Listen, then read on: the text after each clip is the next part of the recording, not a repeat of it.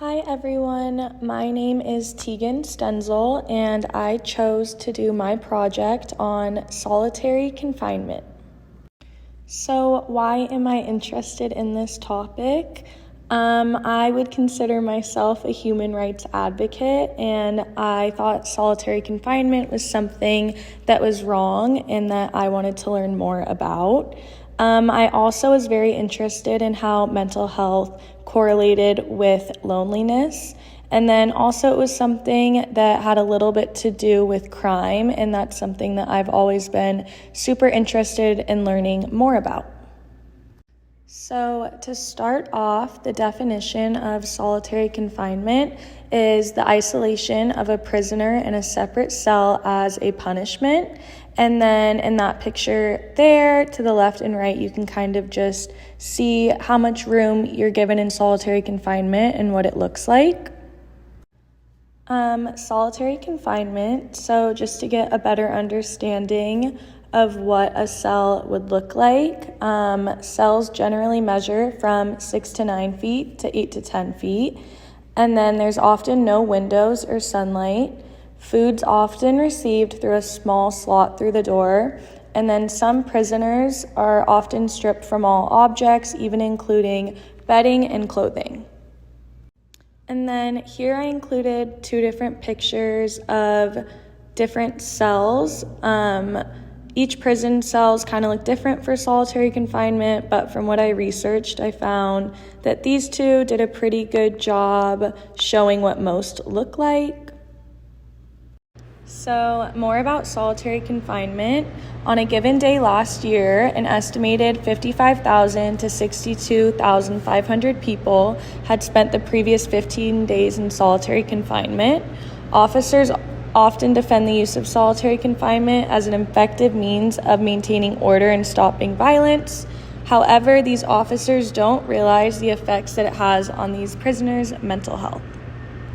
So for my findings, I found that research shows that even after release, the irreparable damage shortens lives of people that had to go through solitary confinement.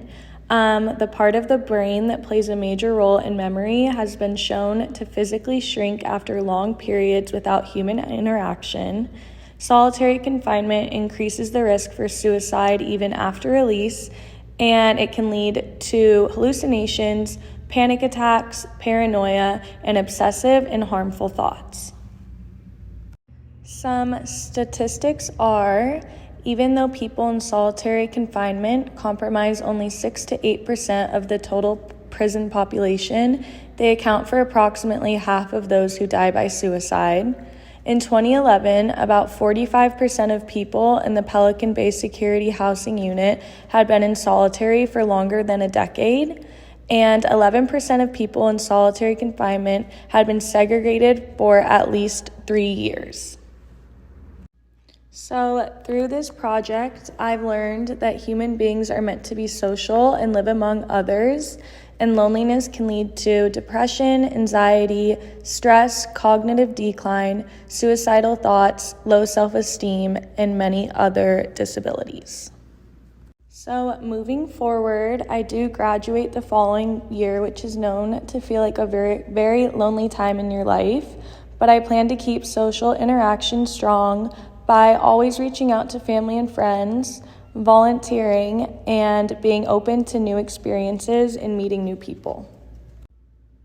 So importance, I think it is important to be aware of what is going on in the world and the injustices being done to others. If we educate ourselves on these topics, we can help by spreading awareness. And then I also think it's important for us to understand the severe effects of what loneliness can do to the human brain. So that concludes the rest of my report. I hope everyone enjoyed, and here are my references. Thanks.